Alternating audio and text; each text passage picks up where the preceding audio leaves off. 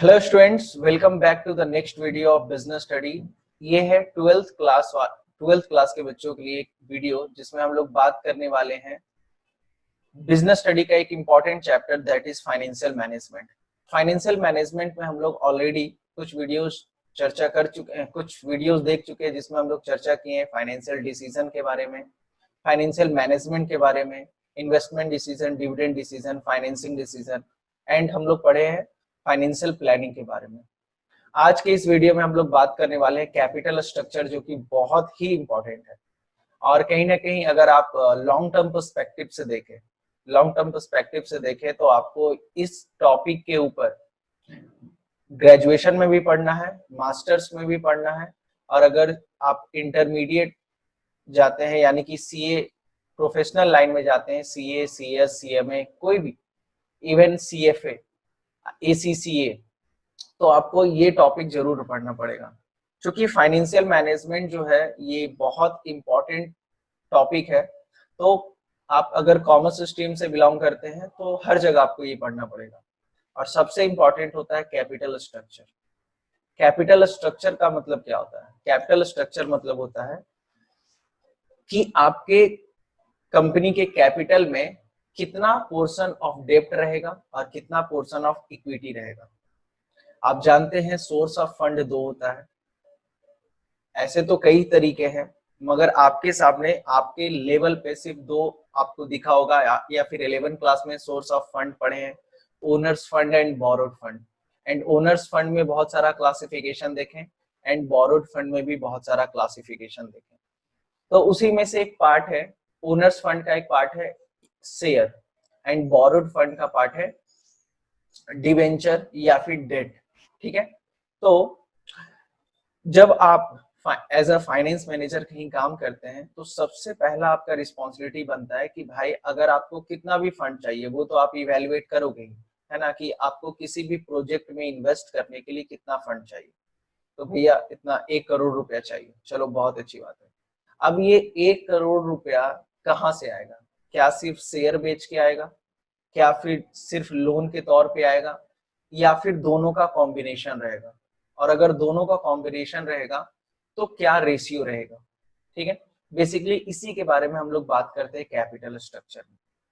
यानी कि capital structure is all about deciding the portion of डेब्ट and portion of equity in your capital structure, in your capital, है ना। आपके capital में आपके इन्वेस्टमेंट का पोर्शन में से कितना पैसा डेब्ट से आएगा, कितना पैसा इक्विटी से आएगा, ये डिसाइड करना बहुत इंपॉर्टेंट हो जाता है।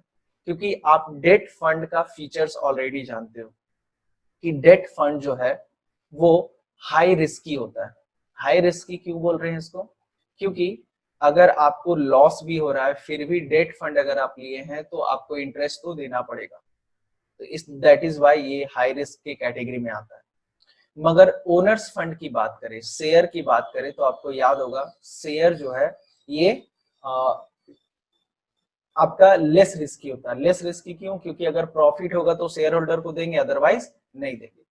फिर हम लोग डेट फंड के बारे में जानते हैं कि डेट फंड जो है ये fix rate of interest carry करता है, पर owner's fund fix rate of interest carry नहीं करता।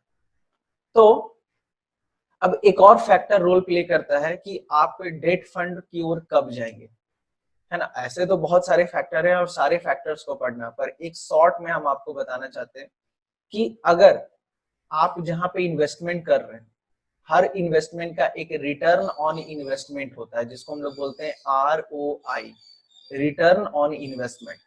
तो हर इन्वेस्टमेंट का एक रिटर्न होता है, और आप जो भी डेट फंड लाते हो उसका एक कॉस्ट होता है। जैसे आप बैंक से लोन लिए और आपको 8% के दर पे बैंक लोन दिया, तो आपका कॉस्ट क्या है?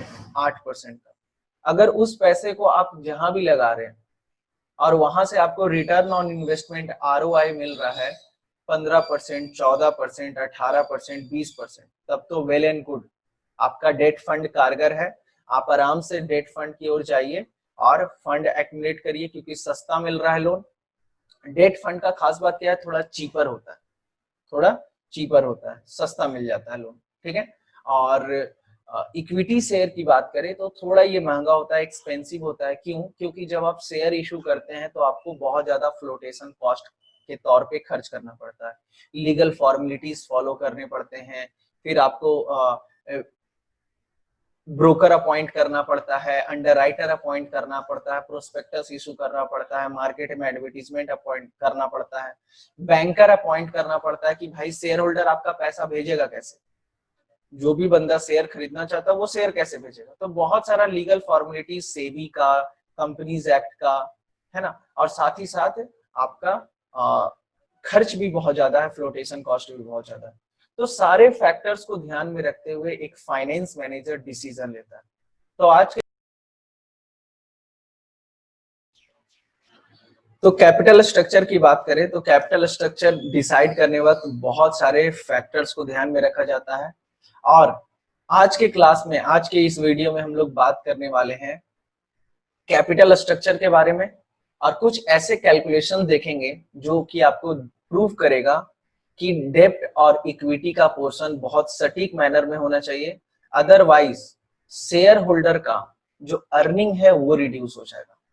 अगर आप गलत तरीके से देखिए, किसी भी कैपिटल स्ट्रक्चर में डेट फंड का होना बहुत जरूरी होता है, मगर कितना अमाउंट डेट का होना चाहिए, जैसे मान लीजिए 1 करोड़ रुपया चाहिए, तो 1 करोड़ में 20% डेट होना चाहिए या 30% या 60%, ये डिपेंड करता है कुछ फैक्टर्स पे।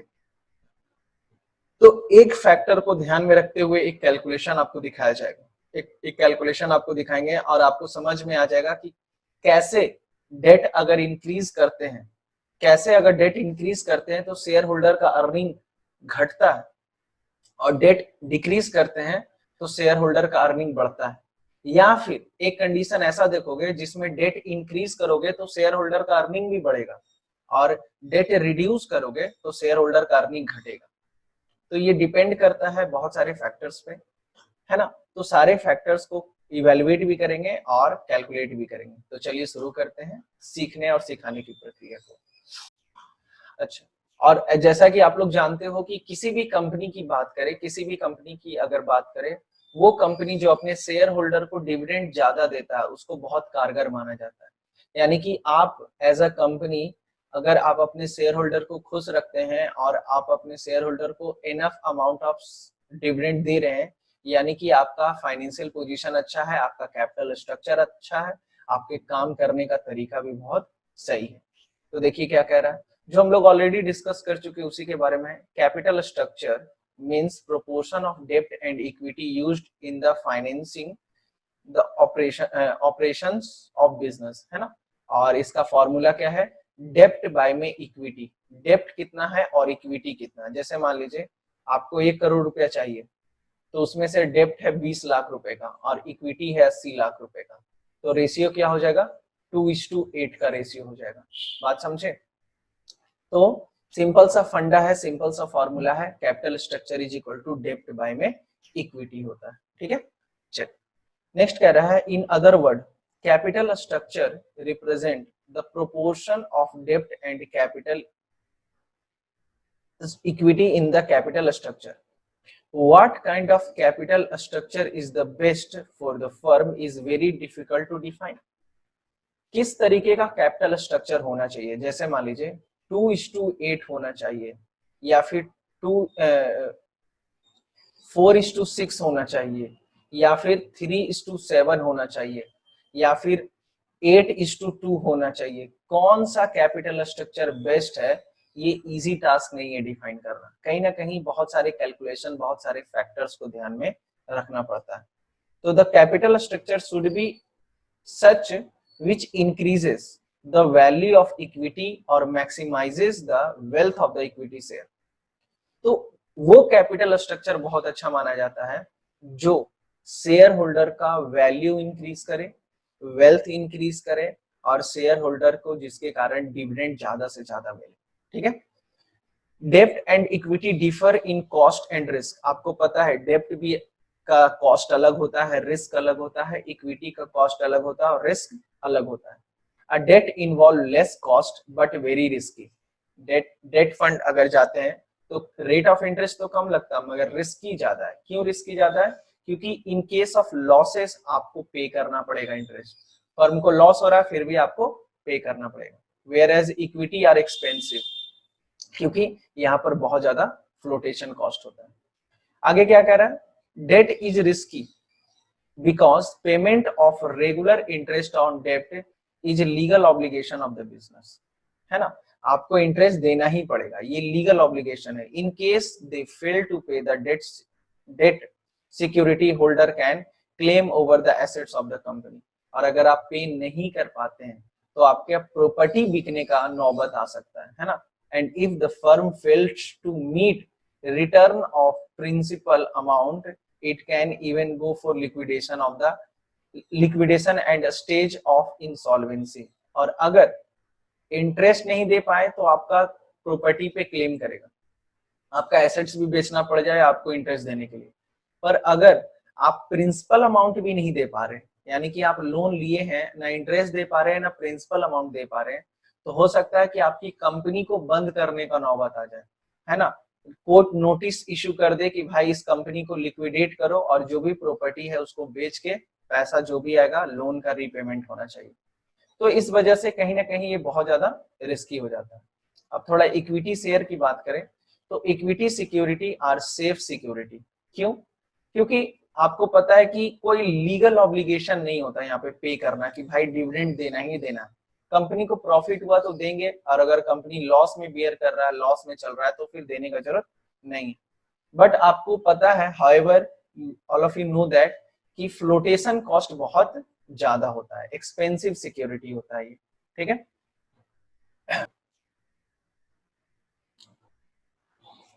Capital structure of the business affect the profitability and financial risk, है ना। कैपिटल स्ट्रक्चर जो है कहीं ना कहीं आपके प्रॉफिटेबिलिटी को इम्पैक्ट करता है, क्योंकि हम आपको बताए हैं कि कभी कभी ऐसा होता है कि जितना ज्यादा डेट बढ़ेगा उतना ज्यादा अर्निंग शेयर होल्डर का बढ़ेगा, यानी कि लोन लीजिए और अर्निंग बढ़ेगा। सर ऐसा कब होगा, बताते हैं।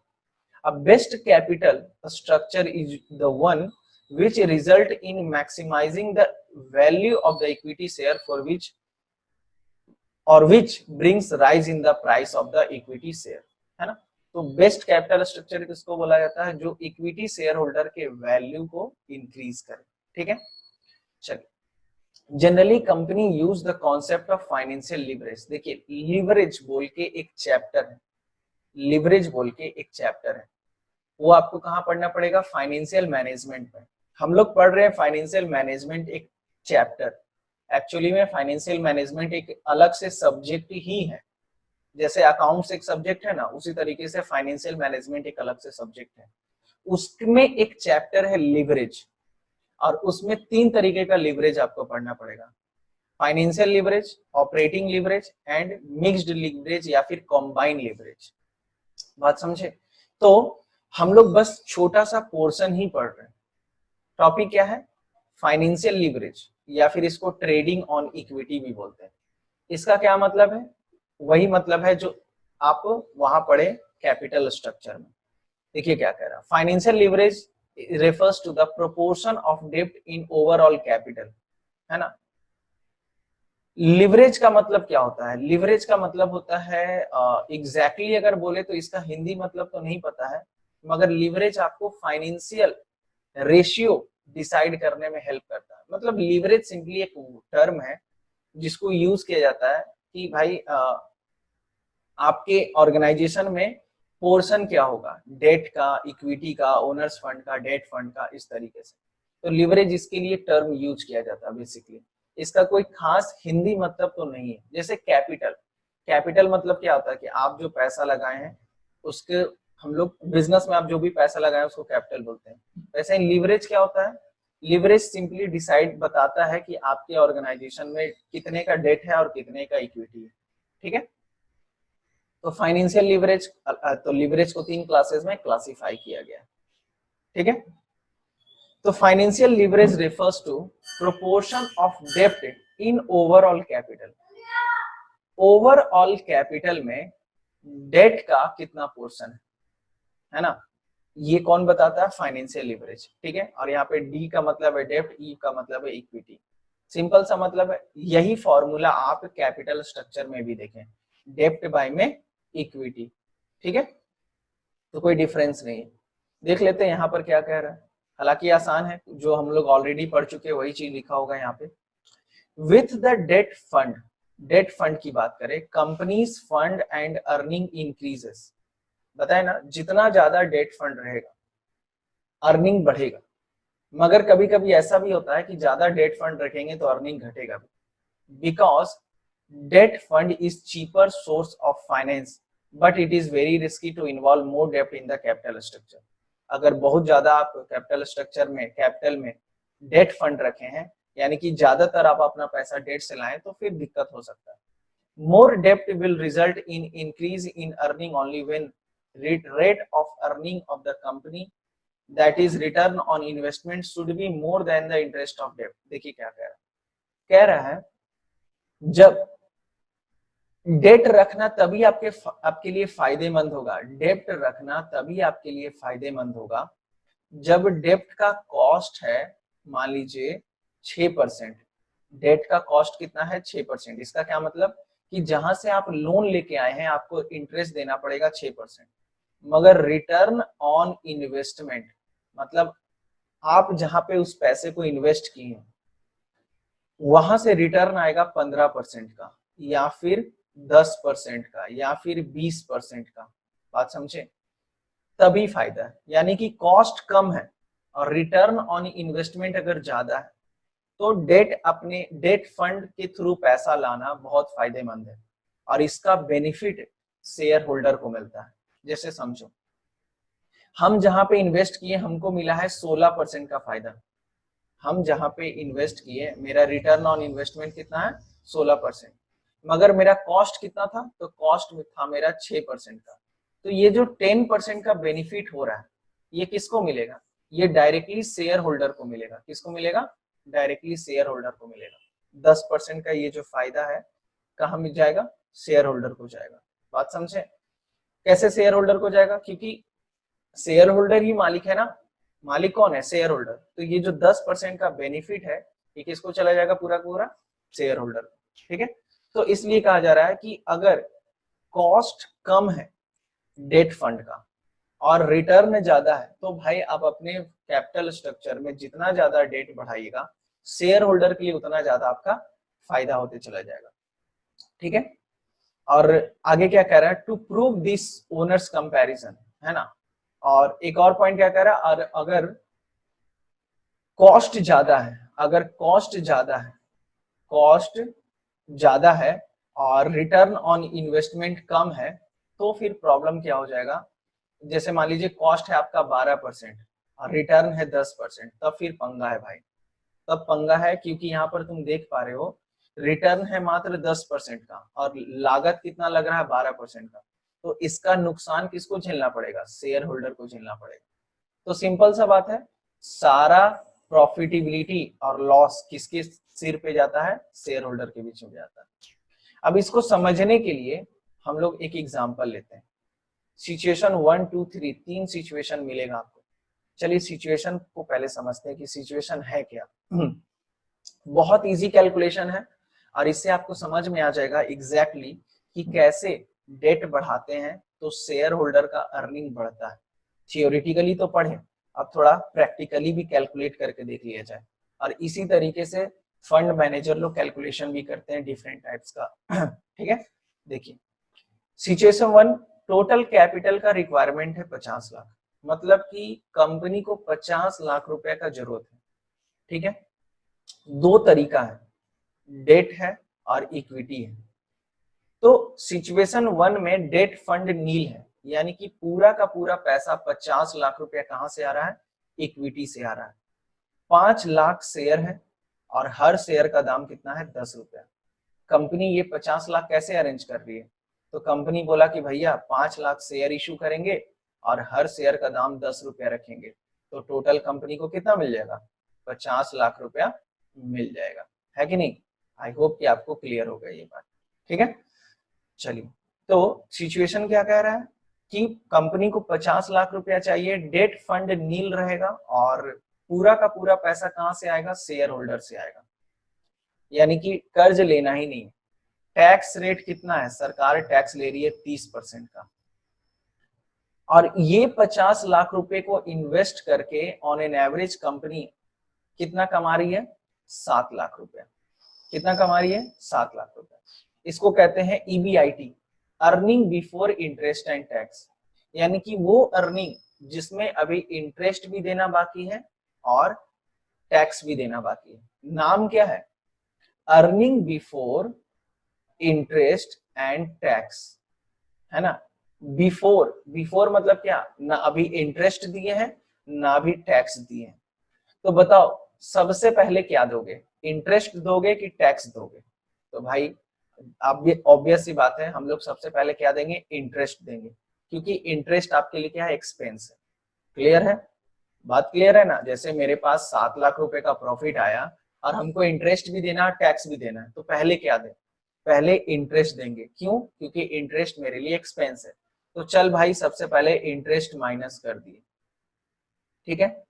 तो मेरे पास जो प्रॉफिट बचेगा उसको बोलेंगे अर्निंग बिफोर टैक्स।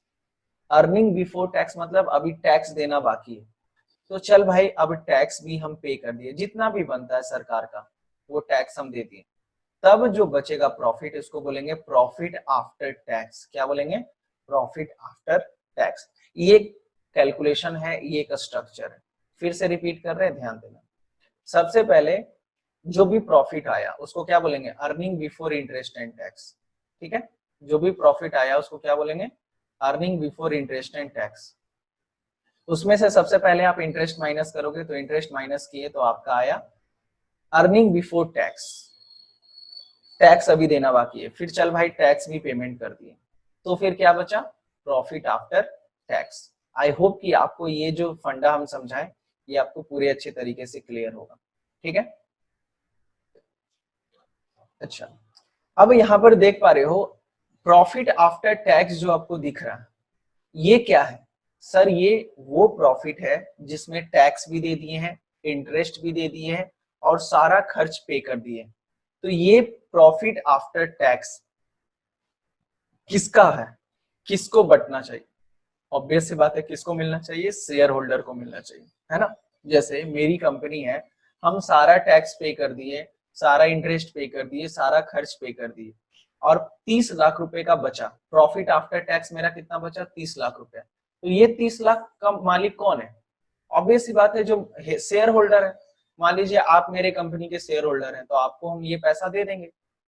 यानी कि पैट का जो पैसा है, प्रॉफिट आफ्टर टैक्स का जो पैसा है, वो किसके बीच में बढ़ता है, शेयर होल्डर के बीच में बढ़ता है, ठीक है।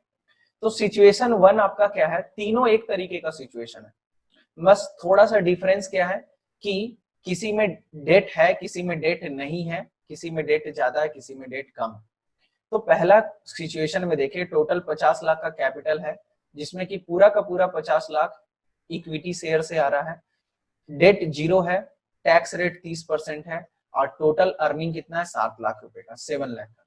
सिचुएशन 2 में देख रहे हो 50 लाख रुपए का ही कैपिटल का रिक्वायरमेंट है, कैपिटल का रिक्वायरमेंट 50 लाख रुपया ही है, मगर इस बार चेंज आ गया है। चेंज क्या है कि इक्विटी से आएगा 40 लाख और डेट से कितना आएगा, 10 लाख, है ना। यानी कि 4:1 का रेशियो फॉलो कर रहे हैं, 1:4 का रेशियो फॉलो कर रहे हैं। डेट बाई इक्विटी होता है ना, तो 1:4 का रेशियो फॉलो कर रहे हैं, ठीक है। तो सेकेंड कंडीशन सारा सेम है, बस फर्क इतना है कि 50 लाख रुपया ही चाहिए, मगर सेकेंड सिचुएशन में 40 लाख रुपया मैनेजर डेट से इक्विटी से ला रहा और 10 लाख रुपया डेट से ला रहा, मतलब कि डेट फंड को इन्वॉल्व कर रहा है। टैक्स रेट अभी भी 10% है। अब बताओ डेट लिए हो तो डेट पे तुमको इंटरेस्ट देना पड़ेगा ना, तो इंटरेस्ट कितना है, इंटरेस्ट है 10% का।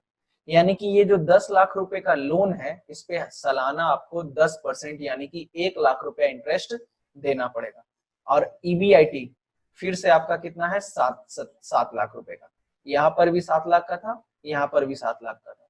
तो दोनों सिचुएशन सेम है, बस फर्क इतना है कि एक सिचुएशन में नील है डेट, डेट फंड आपका नील है, और एक सिचुएशन में डेट आपका 10 लाख है।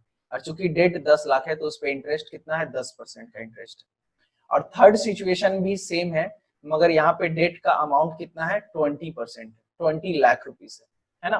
50 लाख रुपए का कैपिटल, 30 लाख का डेट इक्विटी और 20 लाख रुपीज का डेट। टैक्स रेट 30% है और 10% का आपका रेट ऑफ इंटरेस्ट है और 7 लाख रुपए का प्रॉफिट है।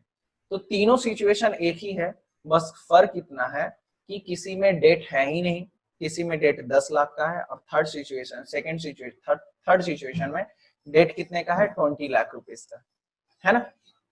आई होप कि सिचुएशन आपको क्लियर होगा। अगर सिचुएशन क्लियर है तो सब कुछ क्लियर है ना। आई होप कि आपको ये सारा कैलकुलेशन बहुत अच्छे से क्लियर होगा। अब देखिए तीनों सिचुएशन को सॉल्व करते हैं। हमने ये स्ट्रक्चर पढ़ा, सबसे पहले earning before interest and tax, जो भी पैसा अर्निंग हुआ, तीनों सिचुएशन में 7 लाख रुपीस का अर्निंग हुआ है कि नहीं, तो इसलिए 7 लाख रुपया लिख दिए सिचुएशन 1, 2 एंड 3। पहले ये समझ लेते हैं कि ये क्या है, ठीक है। ये क्या है, earning before interest and tax. सबसे पहले क्या माइनस करते हैं, इंटरेस्ट माइनस करते हैं, है ना। फिर उसके बाद जो पैसा बचा माइनस करने के बाद उसको बोलते हैं अर्निंग बिफोर टैक्स। क्या बोलते हैं, अर्निंग बिफोर टैक्स। फिर उसमें से क्या माइनस करते हैं, टैक्स माइनस करते हैं, तो लेस टैक्स 30% का रेट आपको क्वेश्चन में दे दिया है। तो फिर उसके बाद जो बचा उसको बोलते हैं अर्निंग आफ्टर टैक्स। अब अर्निंग आफ्टर टैक्स बोले या फिर प्रॉफिट आफ्टर टैक्स बोले, हम इसको अगर पीएटी भी बोल देंगे तो कोई दिक्कत नहीं है, प्रॉफिट आफ्टर टैक्स भी अगर बोल देते, ठीक है। फिर उसके बाद अर्निंग आफ्टर टैक्स जो है, अब उसको क्या करेंगे, शेयर होल्डर के बीच में बांटेंगे। तो शेयर होल्डर के बीच में बांटेंगे तो क्या निकलेगा, earning per share. Earning per share कैसे निकलता है, चलो एक बार ये देख लेते हैं।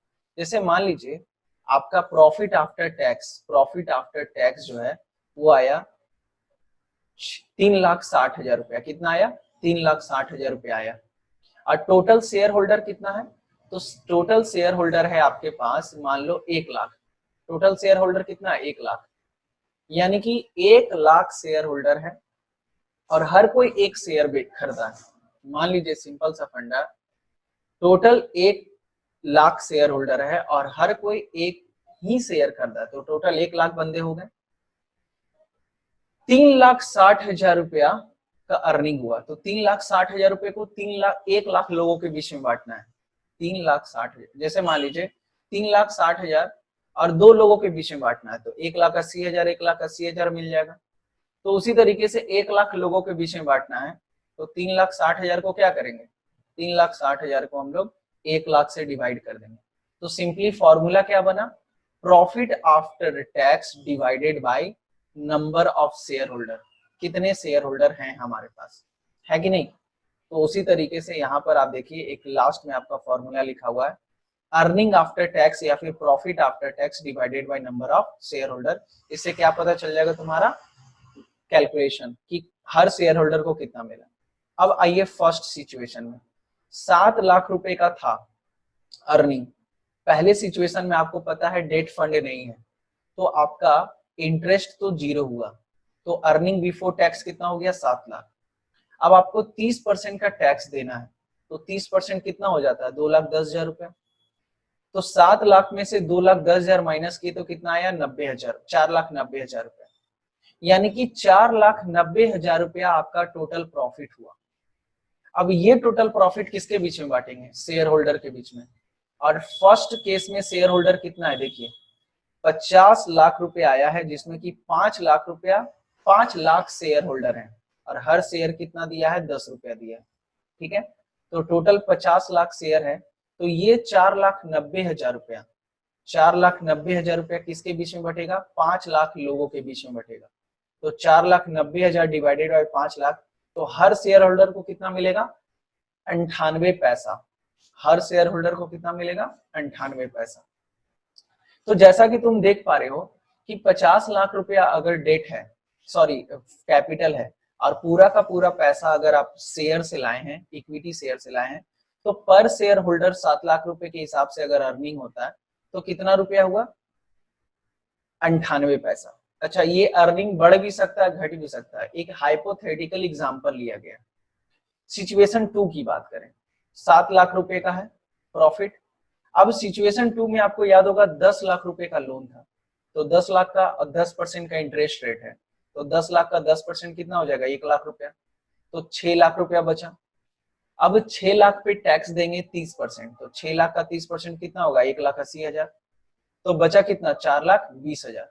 और ये 4,20,000 किसके बीच में बटेगा, शेयर होल्डर के बीच में बटेगा।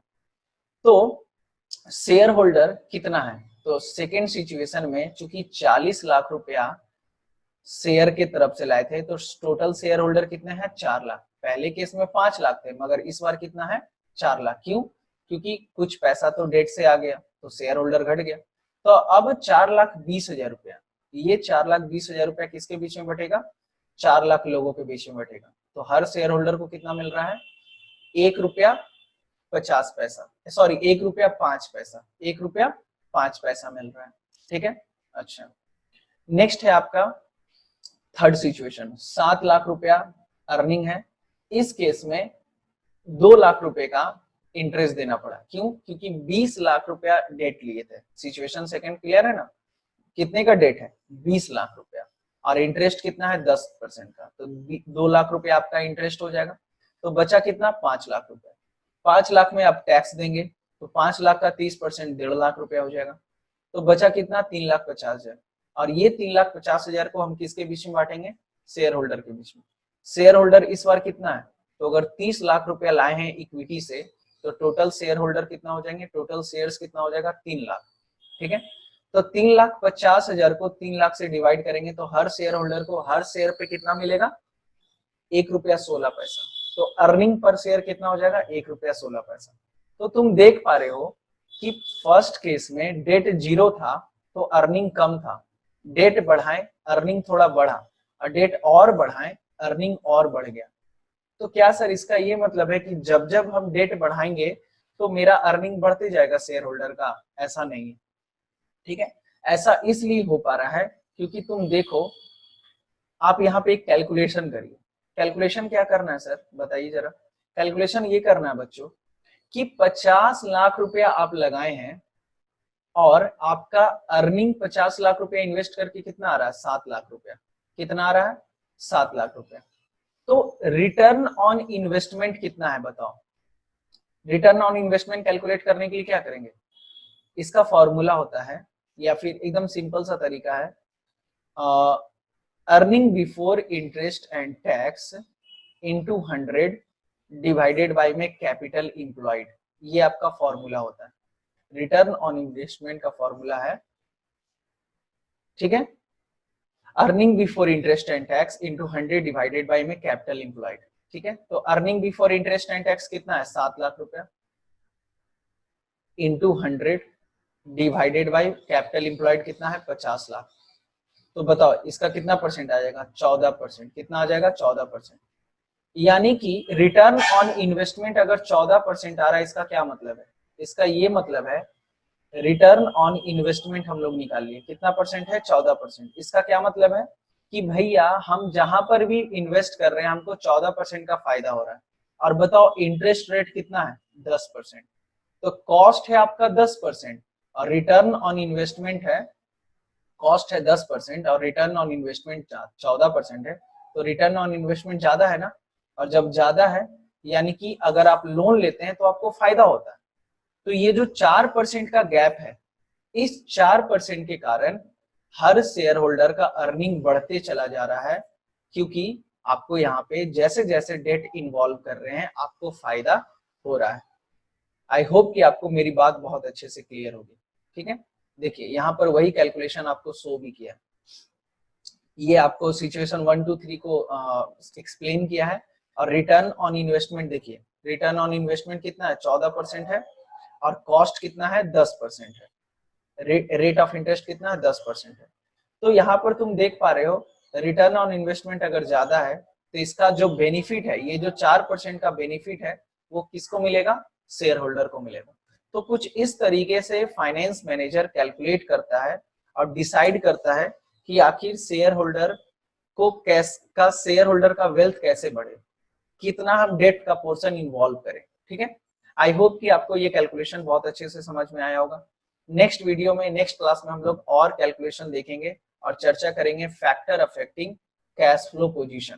तो आज की वीडियो में बस इतना ही, मिलते हैं नेक्स्ट क्लास में। Till then thank you so much.